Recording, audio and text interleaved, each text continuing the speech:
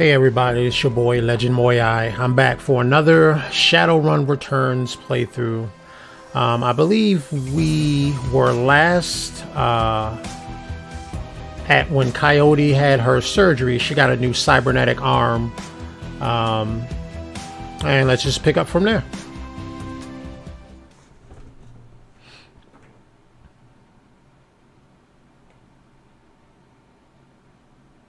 And I think I read this last time, so once again, I'm not going to try to read it again just to be cut off because I think that's just rude. Anyway, I really like this game's aesthetic. It's kind of futuristic. People who, I'm not going to say they do what they like, because a lot of Shadowrunners don't like what they do. They're only doing it because they have to, but there is a type of freedom. They are doing something where they can work on their own time. So they're kind of like entrepreneurs. They just do some shady stuff. I wish a lot of people would do things that they love, but just not shady stuff. So we were last here. Got finished talking to Coyote, and so she told me to go. That my friend Sam had a bunk here, and I think that's what this is. So I'm gonna just go inspect it, see what's going on. The bunk is a mess and reeks of booze. Searching through the sheets, blankets, and pillow, you find an old photograph that has seen a lot of wear. Let's look at the photo. The picture is of a blonde boy and girl, both about the age of 14, sitting on a dock on the edge of a lake. They appear to be twins. The boy has his arm tight around the girl's shoulder and is mugging for the camera. The girl is planting a kiss on his cheek while making rabbit ears behind his head with her fingers.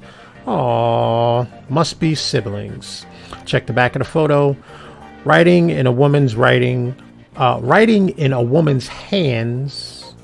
Written in a woman's hands are the words. I guess a woman's handwriting? Written in a woman's hand are the words. Sam and Jessica, Lake Shamish State Park, summer 2040. Man, that ain't even happened yet. Let's pocket the photo. So Sam has a sister, and I think this is our stash. Yeah, it's our stash. I don't need nothing from there. I got a photo, so let's talk back to Coyote. You're back. I think the highlights of the Wolves games will be coming on soon. Want to take a little off and watch with me? Not all guys like sports, the traditional sports. Now, I don't even know what the Wolves could be. I mean, it could be like some type of, I don't know, wrestling game. I mean, wrestling or basketball, football, hockey, golf, something like that. But yeah, anyway, I mean, why couldn't it be like a martial arts thing? But I guess people like sports. You like what you like.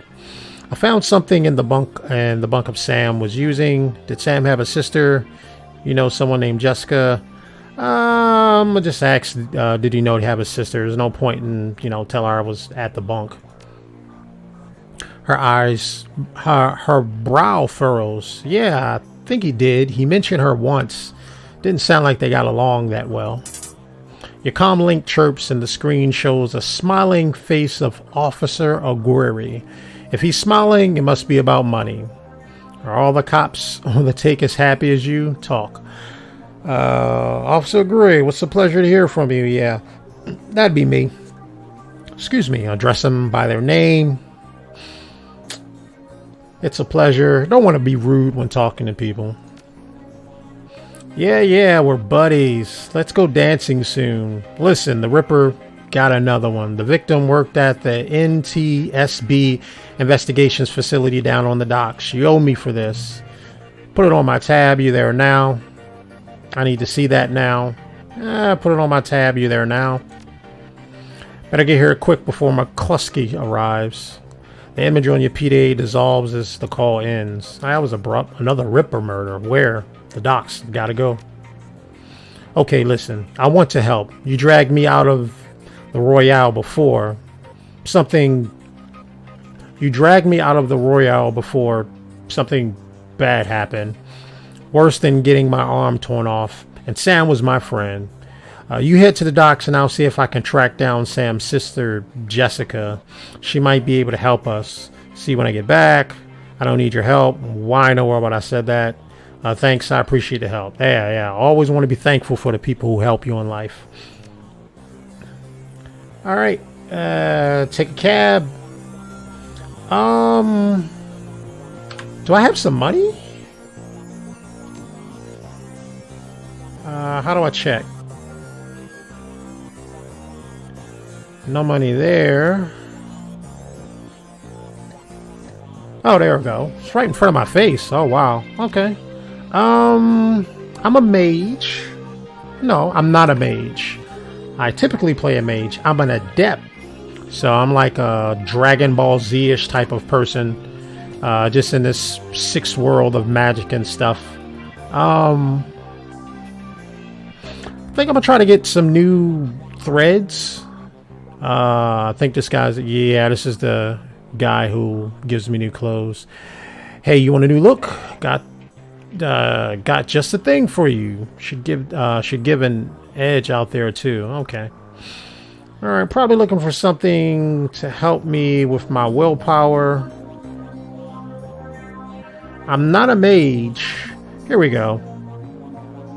I'm an adept. Only $50. Armor +1. I already have armor +1. Do we have something else? Willpower, intelligence.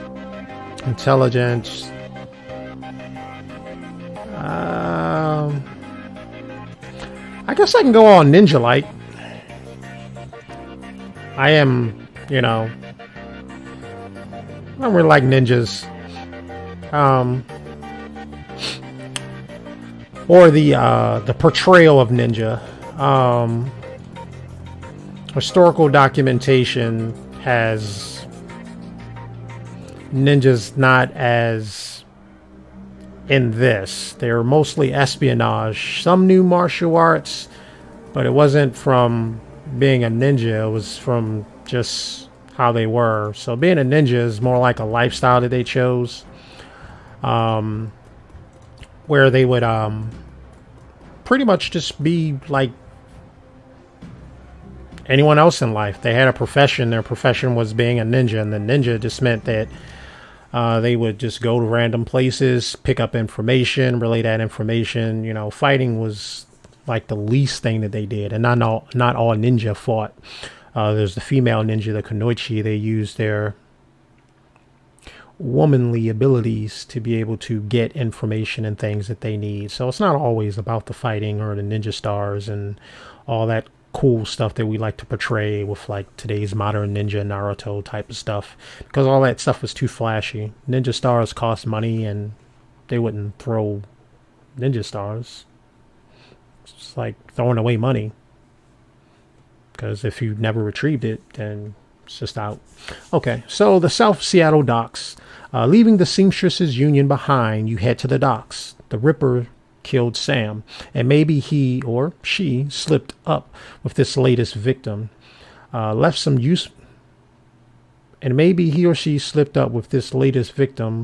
some useful evidence. Killed Sam. Yeah, that sentence don't make sense, but I could piece it together. Only one way to find out.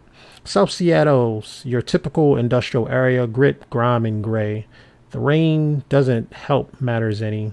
Layers of dirt mixed with abandoned wooden pallets, repurposed into makeshift furniture for the day workers. Garbage collects in the gutters on the broken down streets. Disreputable is this district's middle name. Your destination, the National Transportation Safety Board warehouse, is located on the small strip of the docks towards the less maintained end of the waterfront. Despite the presence of those who would linger in such places, it's quiet as you approach the gate. Okay. I can dig it. Beat up airplane, no wings. Looks like a lot's wrong with it. Little moped right there. Guy Another guy, reminiscent to the homeless guy that we helped out in a previous episode. You saying anything? No. You saying anything? No. Oh, another lady.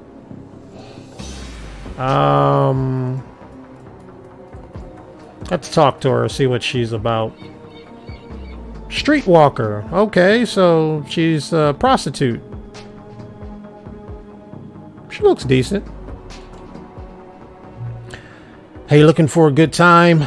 Oh man, I love the dialogue here. Yeah. My good time is to come and do what I came here to do. Don't want to get distracted. Know anything about the NTSB? Yeah, the bums around here have been stealing old crap from the place for years. Not worth my time, though. Okay. All right. Anything else I can, like, loot or anything? Nope. Okay. Let's just go up here. Halt! The guard looks bored. He toys with his gun absent-mindedly, like he might shoot something on a whim just to watch it die. Hey, you're about to trespass on corporate property. You looking to get dusted, street scum? I'm working with the Lone Star on the crime scene investigation in the NTSB warehouse. I'm looking for my kitty cat. Here, kitty. I'm the new maintenance guy. This is my first day. I'm gonna go with my etiquette because... well, that's why I put my my karma into it. Officer Gory called me in, needs me to rule out the killing, if the killing bypassed security or if they were let in. Of course, I opened the gate. Gory's inside the warehouse. Definitely no holes in our security here. Tip-top shape. Okay. Let me get on the inside before I talk to him. Oh, wow. Get out of here. Okay, well. Wait a minute. I like to search.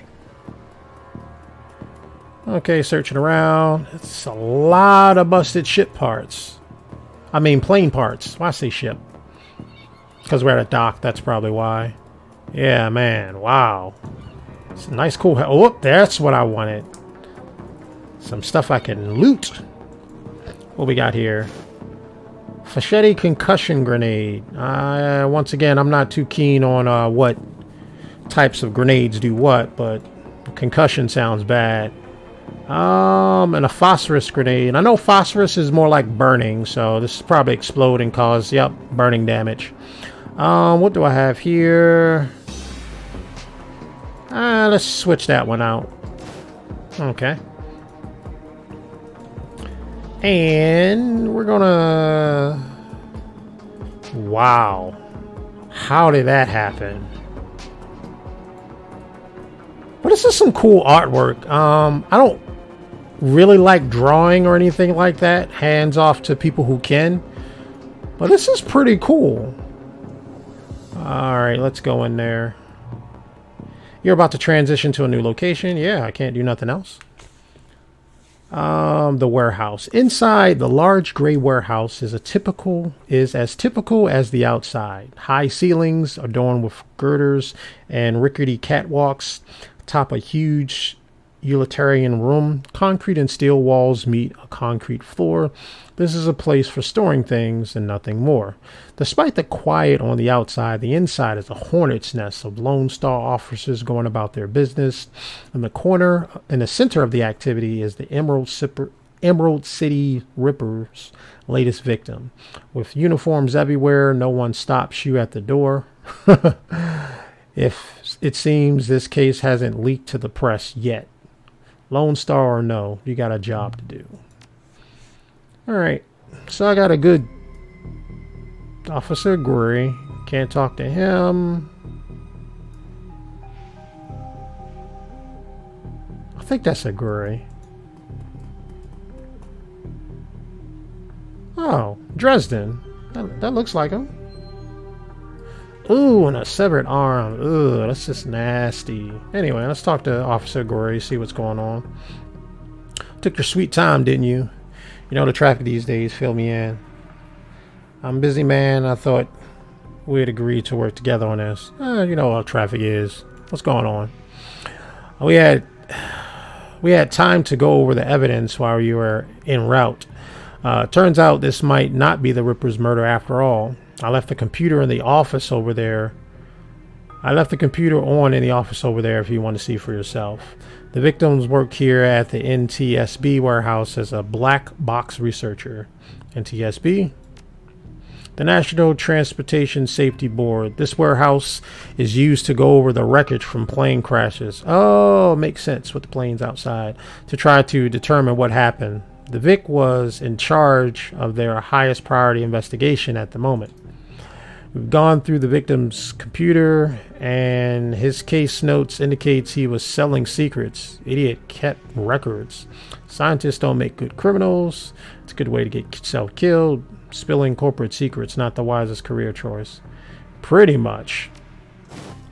Especially in Shadowrun. And Shadowrun, I'm not sure if I said it previously, but the government doesn't run things. Corporations do. And each corporation has extraterritorial rights. So whatever happens on their premises, they are the judge, jury, and executioner of whatever happens on their business.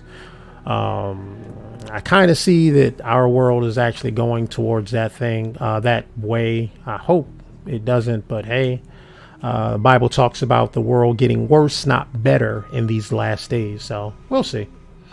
Nope, some runner like you probably offed him to cover up his corpse master's involvement and tried to make it look like a Ripper killing. Here's the key to the office. Check it out for yourself if you want. Okay, cool. And I'm gonna do that because I think talking to my good friend Dresden's just going to progress things. He turned around to look at me. Anything? Ooh, what's this? This appears to be the victim's locker. The door is slightly ajar. Inside, you see several of the dead man's personal items. Inspect a toothbrush. The blue toothbrush is still wet from being used. Ew, and smells of mint and cigarettes. Ew. I don't like cigarettes. I don't like anything that lets off smoke myself. Even with cooking, I gotta be careful with that. Sometimes some cooking smells just anyway, that's just a little bit personal about me. Anyway, things appear to be yeah, that's what I said. Okay, so let's inspect the comb. The comb is black plastic and has some wiry gray hair stuck in it. Okay, so not much to do. It's nice that I had some information about what's going on. So the victim recently brushed his teeth and probably combed his hair. Trying to look good for a hot date he may have. Anyway, the researchers' work's cyber terminal has been left on, presumably by the Lone Star investigators. Let's read the note for case file number 95. Case file 95, Federated Boeing jetliner IDN number 2305, corporate owner Ares. Ares is one of the corporations that own things in Shadowrun. The plane had several mechanical issues resulting in Mayday at 3:04 a.m. on June 17th, 2053. 2:45 a.m. the pilot reported that the altimeter was reading in the negative values. 49, the co-pilot takes over the controls as the plane pilot leaves the cabin to investigate the rear of the plane. 12:58, the pilot cannot be contacted or located by the plane steward. The co-pilot radios for a mayday. The plane crashes into the empty field in the western North Dakota. Yo, did he jump out and leave everyone to die? That's savage. Case file 96. Pratt and Whitney unmanned IND 327, owner by Ares. Everything's redacted. Gotta love government documents, or corporate documents in this particular case. Everything's redacted. The file has been corrupted. I kind of like that in this game. It kind of gives you a hint there's something there, but you know, you can't see it because, well, it's corrupt. And unfortunately, that's how it is with technology. Read the researcher's private notes. The note incriminating data. Okay, so that must be something I could probably sell, maybe. I don't know. The notes that appear on screen pertains to NTSB case file number 96. The crash of the Ares jetliner near the UCAS. United something of something? I forgot what it was. And, oh man, I'm going to mess that up. Sioux Nation border. The crash is reported the result of an equipment failure. Reading further into the investigator's notes, however, you find substantial evidence linking the crash to an experimental Renraku research initiative. Renraku is another corporation that's very big. If Renraku is in it, involved with something, you really don't want to be a part of it if you're a Shadowrunner. They got hitmen out the yin yang. This information could be worth a great deal in the right buyer, to the right buyer. Yeah, so I downloaded. Okay, so that's notes. This looks like it may be another just talking one. Anything over here? It doesn't look like I'm gonna be getting into any type of combat in this one, so we'll see. You don't need to use this right now. I hope not. It's just like right out there in the open. The old picture depicts a sweaty young woman. Wait a minute. A what? Oh man, posing or something like that. I don't know. Let's talk to Dresden. My coroner friend, Dresden. Legendmuyui, surprised to see you here. Let me guess, Officer Oguri tipped you off. Suppose you must have made an impression on him at the market yesterday. Or your cred sticks did, at any rate. He chuckles. Anyway, surprise! We got another Ripper victim on our hands. Looks like business is good for a dollar morgue these days. So what's the story on this one? You look like you've been putting in some overtime, Dresden. What can you tell me about the victim? Been working kind of hard there? Yeah, that kind of sounds like me. A little funny, little sarcasm, some humor in there, trying to make a person in this type of well, dealing with dead people. I don't know how people do it, but hey, God bless those people, because we need people to handle cadavers. The victim's male, mixed Native American descent, age 38. Hey, I'm 38 currently. Be 39 on this upcoming Wednesday. Happy birthday, me. Based on the condition of the body, it looks like he was killed around 2 in the morning. And yes, I'm a little tired. Bodies have been piling up like corkwood, it seems.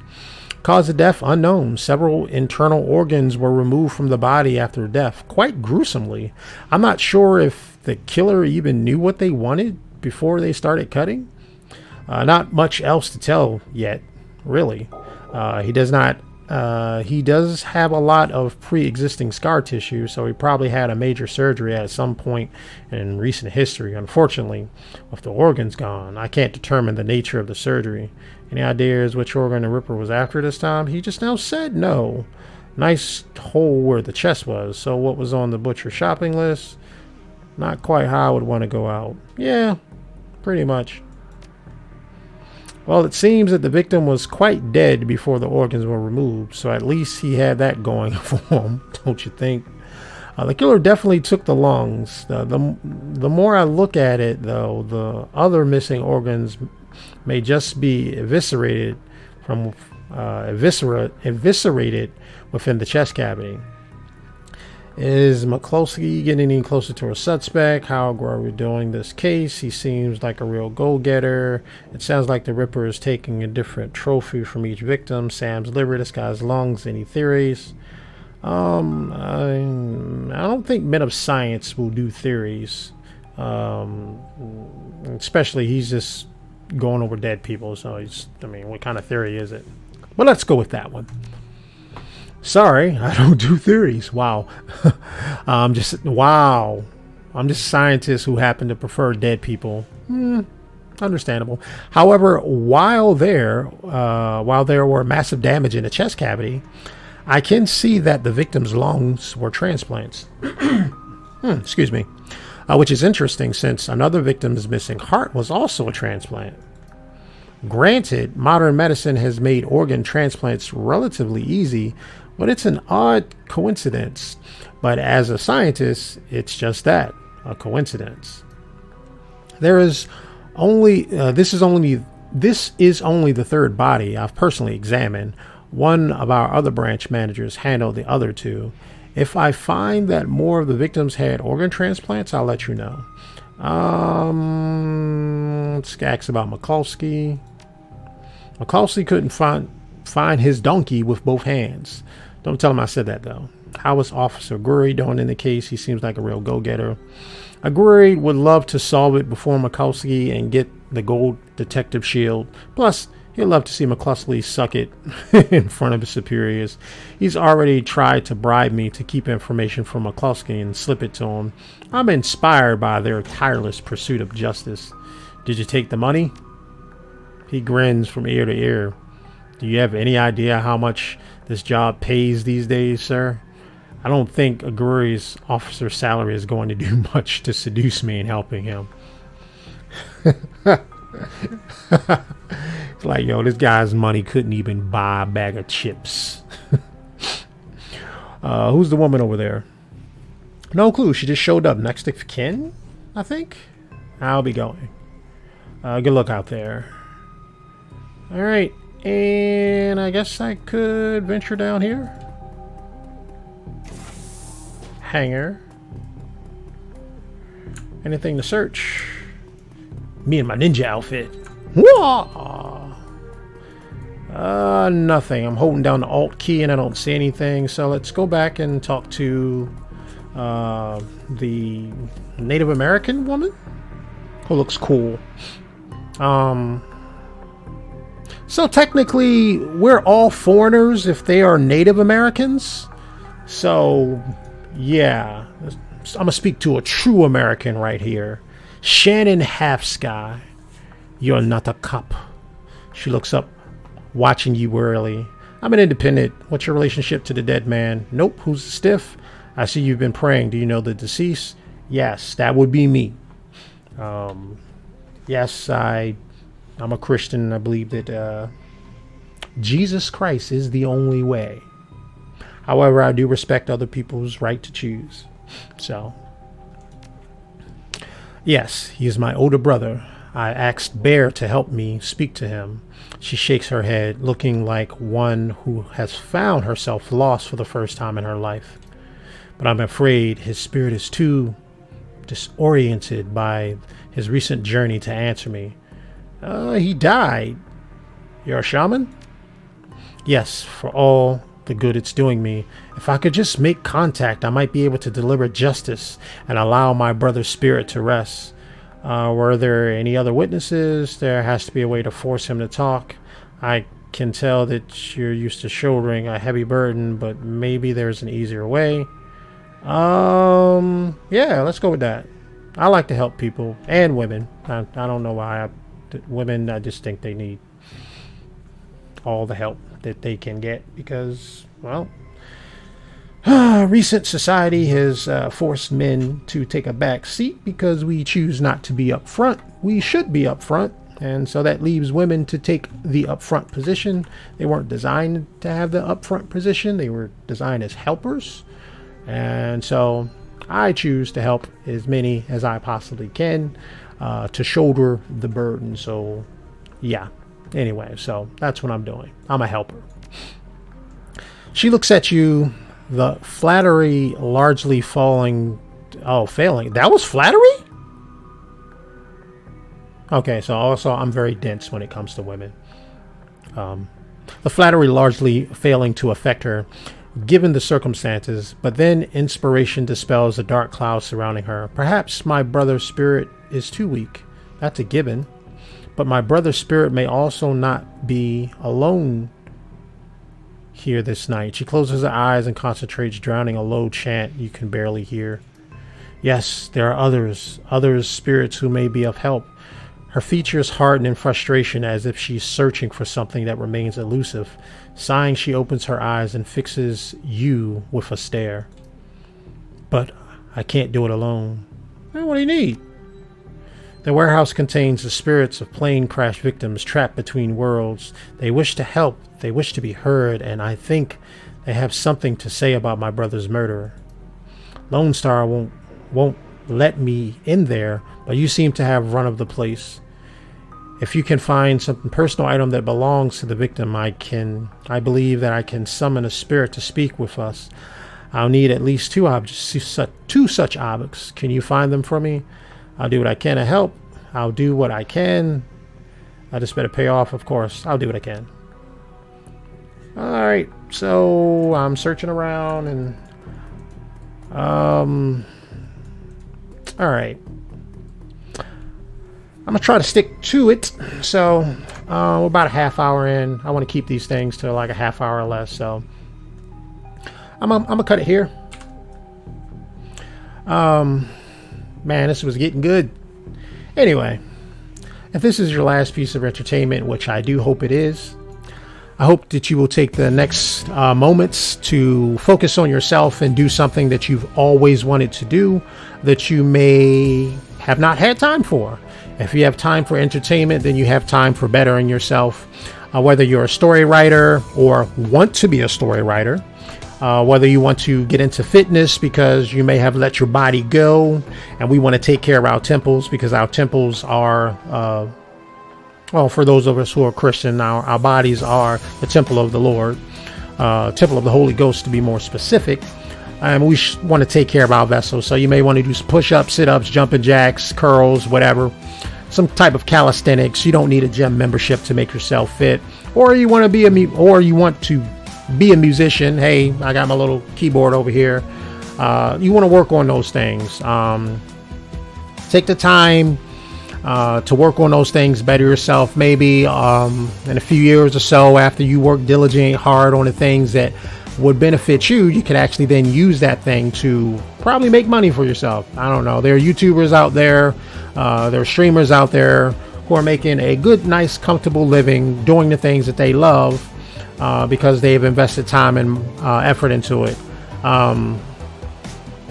Anyway, if like I said, this is the last piece of entertainment, which I hope it is, do something else more beneficial. This is your boy Legendmuyui. Take it easy.